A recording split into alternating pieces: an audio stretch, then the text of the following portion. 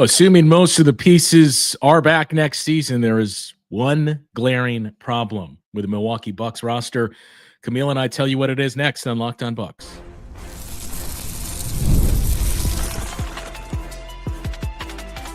You are Locked On Bucks, your daily Milwaukee Bucks podcast, part of the Locked On Podcast Network, your team every day. Welcome into Locked On Bucks. I'm Justin Garcia, joined as always by Camille Davis. You can find me on the Bucks Radio Network. You can hear Camille on the Technical Foul podcast, as well as the Locked On NBA podcast as well. We thank you for making this your first listen each and every day. Today's episode is brought to you by FanDuel. Right now, new customers can get $200 in bonus bets when your first $5 bet wins. Well, Camille, we said there was one small problem with this roster, a couple actually, but let's assume that John Horst is able to retain the necessary pieces out there. And, I talked about it with Matt a little bit a couple days ago and just kind of reading the tea leaves. I think there's a pretty strong sense of optimism that the Bucks will, in fact, keep most of that core. Giannis has a lot to do with that as well. But to round it back here, if that group is largely back, there's one thing that stands out about this group. And I think you probably saw it at times in that series against the Indiana Pacers. It is who is the number 2 scorer. Yeah. And I mean, is it quite as important as it used to be when we get into the conversation over, well, it's no longer super team driven and you just need this top to bottom depth? Bucks, at least that group, starts to fit into that mold, but you need a shot maker alongside Giannis. And I mean, I think there's 2 rather obvious candidates, assuming the Bucks retain them on this roster. One of them probably stretched a little bit in that regard, but that's where you start to wander into the, I don't know. Do they have a number 2? Is the way you round out this roster just saying, hey, we got a bunch of number 3 scorers in Giannis? I mean, that's the problem. The thing here, like, I'm not sure if many people realize how good of a number 2 option Dame was for the Bucks when it comes to giving them that scoring punch. Like, or Chris Middleton, for that matter. That matter as well. Dame and Giannis were the highest scoring duo in the NBA. So, Giannis was one of 2 players to average over 30 points this season, him and SGA. And then Dame was the 10th lead, number scorer in the league, averaging almost 25 points a game. So it's like, is there anybody on the Bucks who can give you 25 a game? That I'm not sure of. So I actually just went and looked to see how many different playoff teams had double-digit scores and how many of them scored at least 20 points a game. And generally, you're looking to have at least 2 guys that can get you at least 20 a game. Like, you look at Detroit, they only had the one guy. They had Cade. The Bucks had Dame, and they had Giannis. In the regular season we're talking about here, Cleveland had 2 guys. Indy had 1, but they also had 7 guys that averaged double-figure scoring. Houston had 1 guy. They also had 7 guys that averaged double-figure scoring, but we know how they got their buckets through that defense. OKC had 2 guys. The Clippers had 3, which, Harden, Kawhi, and Norm Powell as well. The Lakers had 2, quote unquote, but they traded one for another at the trade deadline with AD for Luka to go alongside LeBron. Denver had 2. Boston had 2 guys. The Knicks had 2. Even Orlando had 2 guys, but they only had 4 guys in total that scored in double-digit scoring. So my question when I was thinking about this was like, do the Bucks have anyone who I think could give them 20 points a game next to Giannis? And the first name I came to was Gary Trent Jr. if he is retained. He seems like he has the shot making. If you give him enough opportunities, he could get there. But he's never even averaged 20 in his career. Yeah. He's 18 point at best. Kevin Porter Jr. averaged 19 points a game a few years ago, which, is close to it. But ultimately, I still think that Gary Trent Jr. would have that highest likelihood based on what we saw in the playoffs and just him playing next to Giannis and getting better looks. But again, I think ultimately for the Bucks, it might not be so much as a clear number 2, but having a few high-end guys who can give you 17, 18, 19, in addition to Giannis doing what he does. And then hopefully you have at least 6 guys here who can give you double-digit scoring along the way. Yeah, I mean, and you can see in the graphic, we put front and center Gary Trent Jr. and Bobby Portis. I would drift to Bobby Portis first because, I mean, we've kind of joked like, well, you know what you're going to get from him, where he's basically guaranteed 15 and 10 anytime he touches the floor. His career high in point production was with the Bucks in their championship defense season, where he averaged just under 15 points per game. That was a year, though, where Bobby Portis, I believe that was the most minutes he had played in his career. Efficiency really started to climb once again for him, and he was asked to do a lot more because that was the year where Brook Lopez was missing 2/3 of the season because of back surgery. So you've seen putting more on his plate, him coming up big. And remember, I mean, they asked him to do more. They still had Chris Middleton and Drew Holiday. So that's a piece of it. I mean, now I think you look at it and you say, well, we know you're a talented scorer, and we need somebody else that can score besides Giannis. The pairing, as we saw the numbers back it up, last year was the best that duo was on the floor together, Giannis and Bobby Portis. And certainly with Bobby's offensive shot profile, that pairs nicely with Giannis. So that's where I would go first. The Gary Trent Jr. discussion, and there's certainly talent there for him to be that guy, or at least to step up his scoring. I mean, again, we're assuming he's going to be back, which I suppose is a dangerous assumption because you don't know what the market dictates. But, you know, his point production, as you pointed to last year, just over 11 points per game, that was his lowest scoring output on a per game basis since his second year in the league. But it's also worth noting the minutes were his second fewest since that season as well. I'm going to go out on a limb and say that's not going to be the case on both fronts if Gary Trent Jr. is back with the Bucks next season. So I do think, kind of looking at Indiana and what they've cobbled together, is in some ways one of the comps you would look at.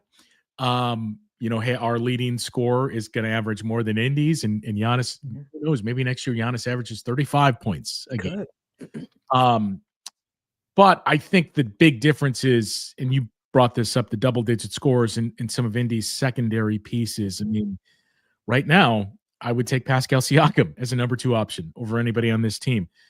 You see what Benedict Mathurin did in an NBA Finals game, Miles Turner as well. So they have, I think, more consistent and reliable, and just more of those secondary guys. There's an interesting conversation to be had about Gary Trent Jr. and whether or not he becomes that number 2 option, and one of the spins and one of the sells that the Bucks could make, which may be a short-term benefit for Gary Trent Jr., short-term, long-term problem for the Bucks. We'll get into that conversation and take a look at some more numbers surrounding this Bucks offense coming up after the break on Locked On Bucks. Olipop is a brand new type of soda. It's made for people who love the classic taste of soda, but they want something that can support their health a little bit better. With just 2 to 5 grams of sugar and 9 grams of prebiotic fiber in every single can, Olipop is reimagining soda in a way that's better for your gut. Traditional sodas are loaded with sugar. Like a Coke has 39 grams, Orange Fanta has about 44 grams. Olipop flips the script with just a fraction of the sugar, no artificial sweeteners, and gut-friendly ingredients like OliSmart, a blend which has been shown to support digestive and overall health. It's a soda that tastes like the real thing, but it actually does something good for your body. So personally, I got it right here with me. I'm a fan of the grape. The grape is fantastic to me, and it's something about being able to open up a can of soda and know that it's all right for you. Also getting older too, and knowing it's going to do some good for you along the way. So make sure that you go out there and get you some Olipop. You can actually get a free can of Olipop. Just buy any 2 cans in store and they will reimburse you for one of them. Head over to drinkolipop.com/lockedonnba to claim your free can and find Olipop near you. That's drinkolipop.com/lockedonnba.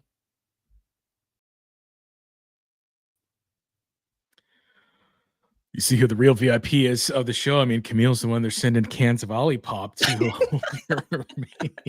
Drinking like a mug, too. Gary Trent Jr. So here's the interesting thing, and I should have reached out to Van or Bobby Marks on this, but the 1+1 in what that does cap wise, what it kind of locks you into. There are some ramifications there. I do wonder if that's something that you see, because if you're Gary Trent Jr. and maybe the market once again is not quite what you imagine, I think we've seen enough rumbling to get the sense it's going to be more. I mean, Matt, I think kicked out I've heard anywhere from $6 to $10 million for Gary Trent Jr. on an annual basis. I think if you could get him for $6 million, you would absolutely love that. If you get him for 10, I think you still bite the bullet and you say, okay, we got $4 million basically, or 3+ for Kevin Porter Jr.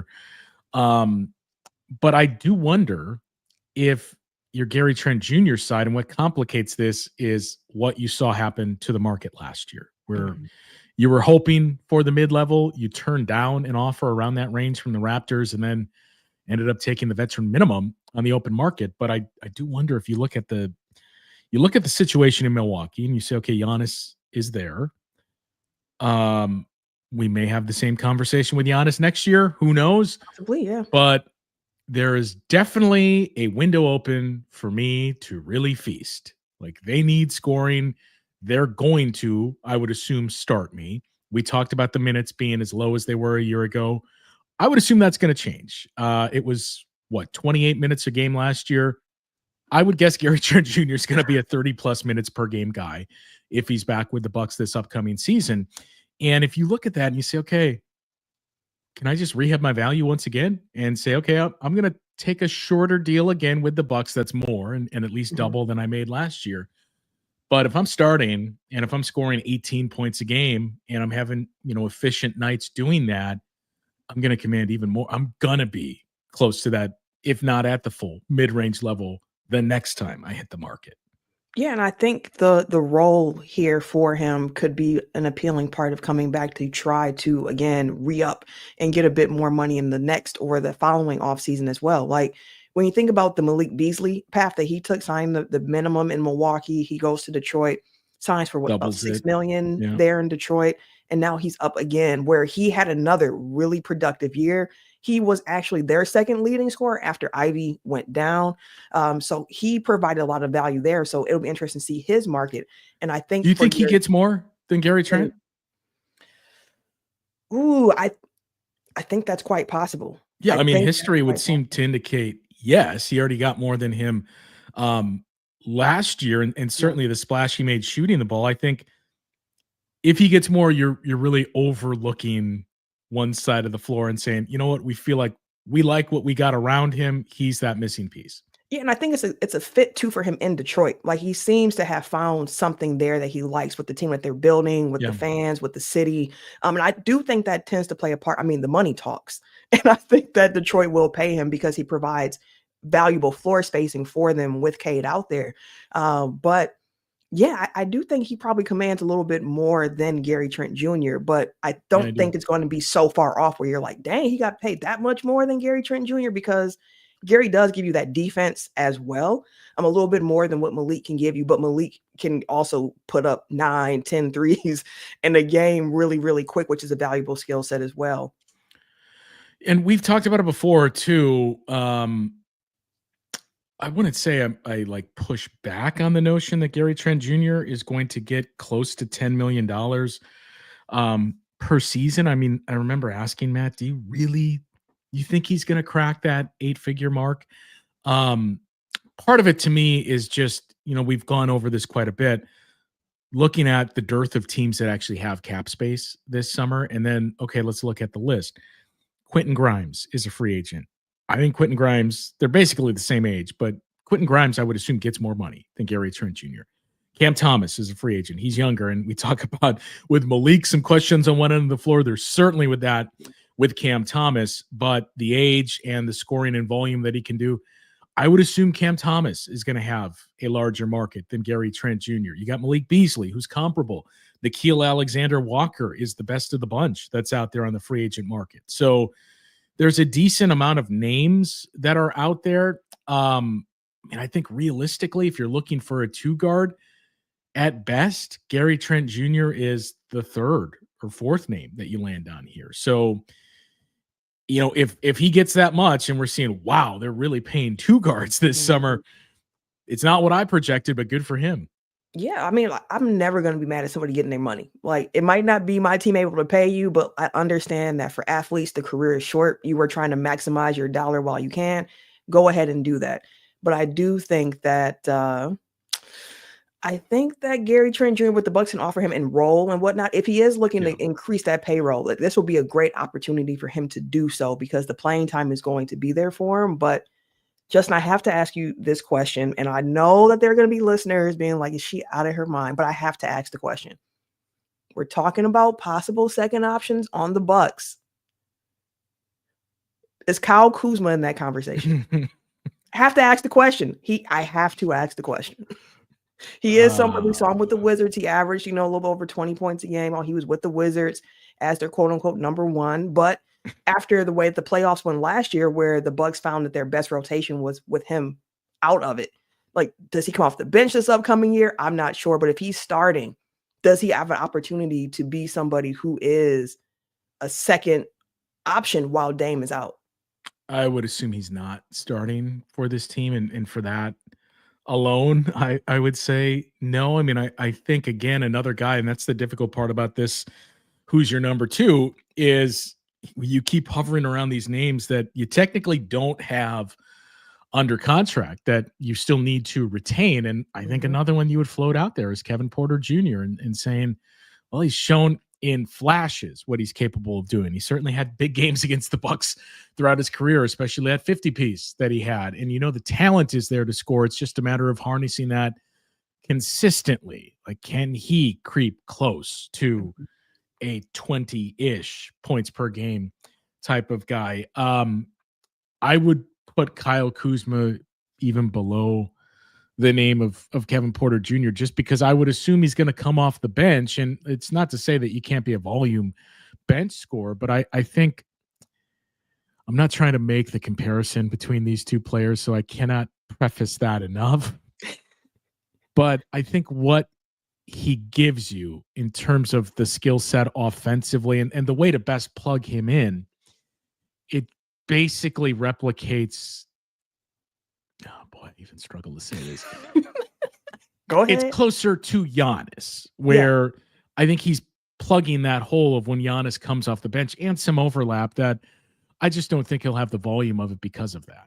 Yeah, I was in the same boat when I was going through it. All the juniors, Gary, Bobby, Kevin, they were all. I mean, the main point, Camille, the Bucks just need a senior that is going to be the number 2 guy here. Yeah, and honestly, too, like I do think that Pacers route is probably the way that the Bucks will have to operate a bit next season, where it's not necessarily you're counting on one guy every single night to be that number 2 option, but you're going to have a few guys who can pop off. And with that, I do think, Gary Trent Jr., Kevin Porter Jr., Bobby Portis Jr., if they're all back, will probably be the 2 through 4, number scorers on the team.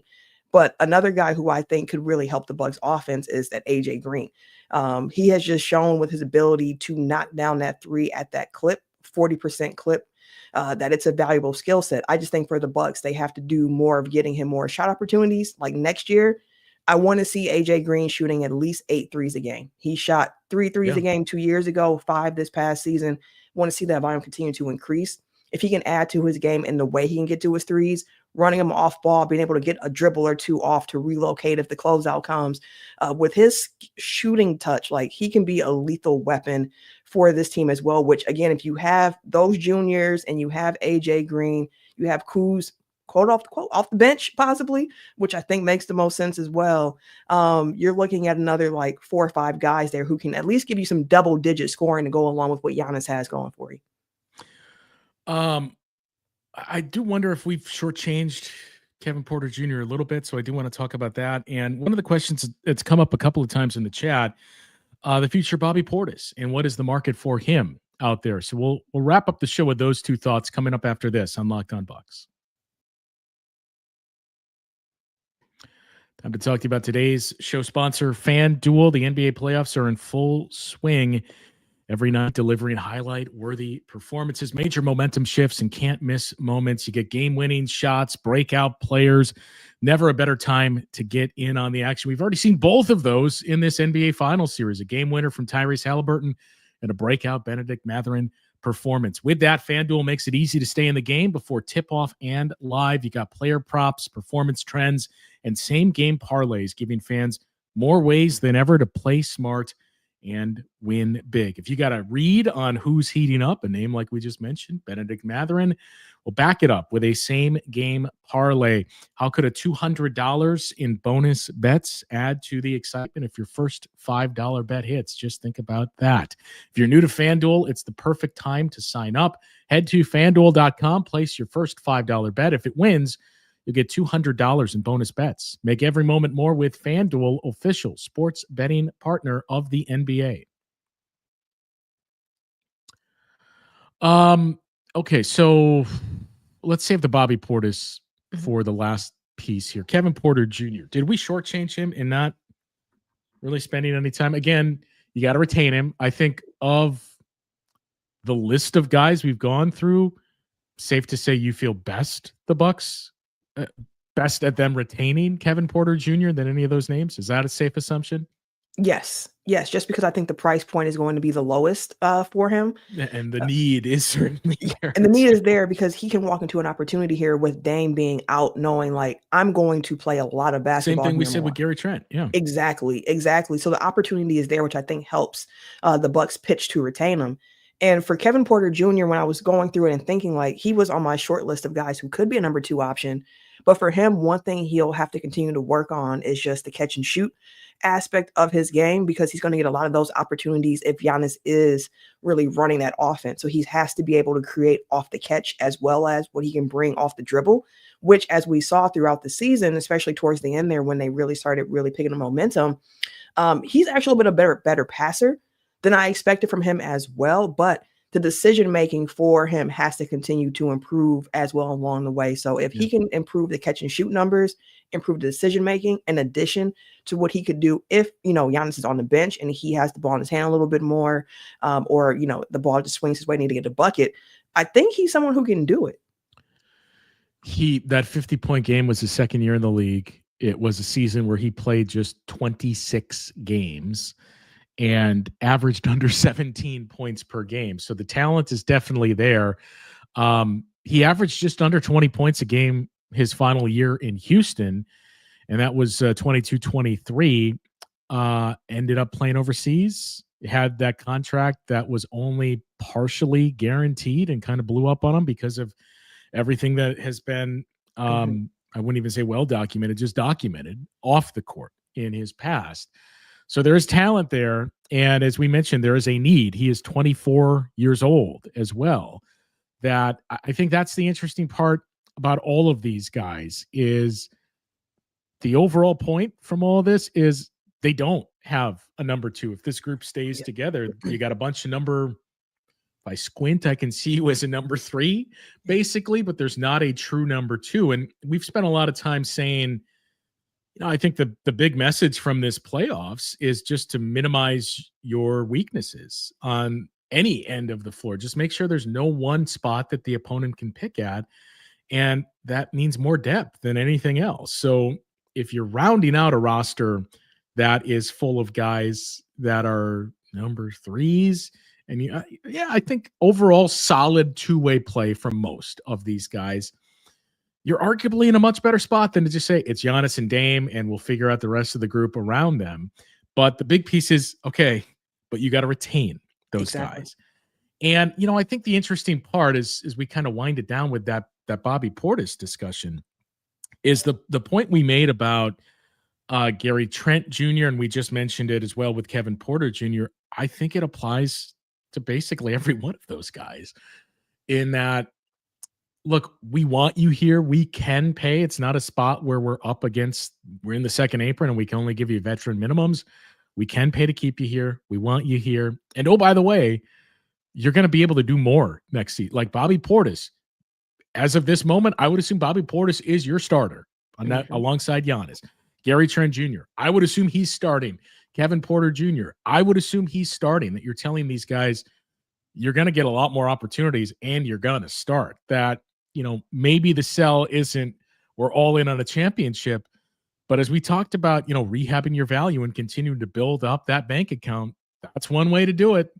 It is. And we know Bobby, how he feels about the city. And he's mentioned he's taken a few deals for the team along the way here. But again, if it's all seeming as if as well that Brook Lopez will not be returning to the Milwaukee Bucks this upcoming year. So your point about Bobby being able to hey, you can start here. Like we've heard Naz Reid talk about in Minnesota of I'm at a point now where I'm tired of coming off the bench. I'm ready to start somewhere. And we haven't heard Bobby Portis say that. Bobby has been somebody who's been all about I'll do what the team needs, so on and so forth. But if presented with an opportunity to start and you have that group that we saw starting in the playoffs, I keep saying that's a really good place to start for this retooling of the Bucks around Giannis going forward. And especially if you're playing this style of ball with Giannis being the offensive initiator, with Giannis having the ball in his hand, he's going to draw so much attention from his gravity alone. And when he can see the floor really well. So being able to spray out to Bobby Porter Jr., being able to spray out to KPJ or Gary Trent or AJ Green, I do think if you have enough solid shooting with good defense, it can mitigate the need in the regular season, I'll say for sure, for that guaranteed number 2 scorer. Now, when Dame comes back late in the season, you see how he integrates back into everything. But I do think if they're able to re-sign all those guys, they have enough. And I feel like Kyle Kuzma is also that wild card factor coming off the bench as well, because if he can find his rhythm, find his spots, be put in positions to succeed, he could be someone who's giving you, a solid 15, 16 points a game as well. Yeah. And look, I've said it many times.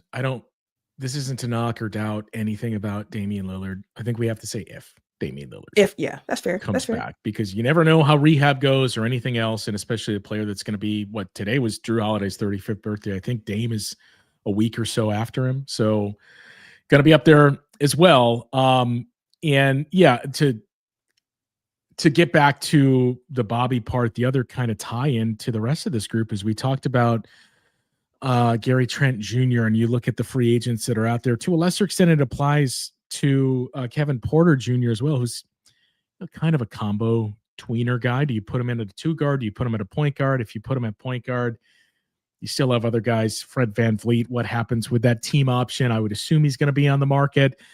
Ty Jerome is a free agent. Dennis Schroeder, everyone's favorite, is a free agent. Davion Mitchell, who did some big rehab value in Miami, he's a free agent as well. So you got a lot of names that are out there, and I think the same applies to Bobby. You mentioned one of those names, Naz Reid. Julius Randle has a player option. Jonathan Kuminga is a guy that you would somewhat lump in there as well. So it also, how do you view him? Is he a 4? Is he a 5?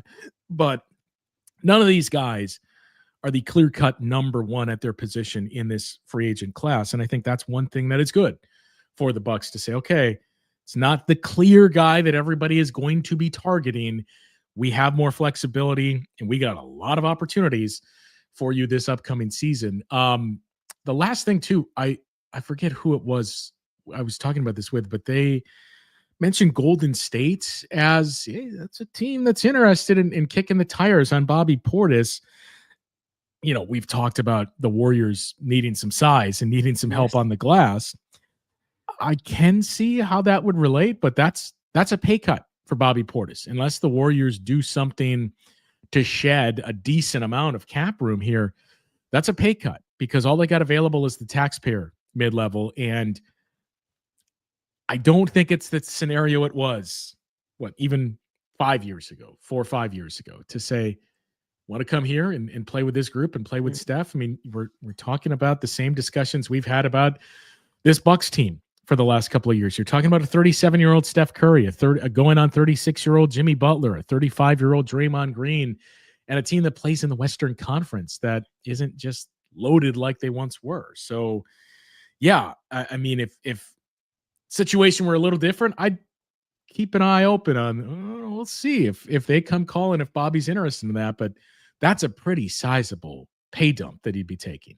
Yeah, unless they find a way to like move Kuminga or something along those Well, he's a lines. free agent, so it would have to be like Oh, they would forget moving that. Yeah. Moses Moody or something. Yeah. Well, they have to, like you said, find a way to shed some salary. So, but even a sign and trade wouldn't make sense if it was like, oh, we're going to sign and trade Kuminga for Yeah, like the it's numbers just don't. yeah, it's so rare that you see player for player signing Yeah, trades. that doesn't work. So, I mean, something to keep an eye on. But as we wrap here, one more name I will throw out there, not as a second option, but adding into the idea of if the Bucks can just cobble together enough guys that can give you double-digit scoring. We've mentioned, Bobby Portis Jr. as someone who could be at number 2, as well as Gary Trent Jr., Kevin Porter Jr.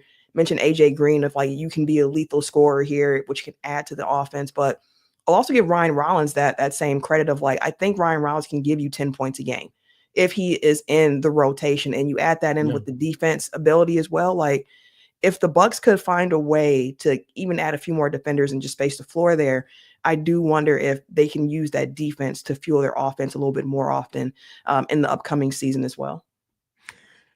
I should clarify this too. The Warriors technically could use the full, I believe, taxpayer mid-level, but they got to do some wiggling to get there. I mean, they have 9 guys under contract, and right now they're basically that dollar figure below the tax. So it would be the first in a string of many moves for them to open up the full non-taxpayer mid-level.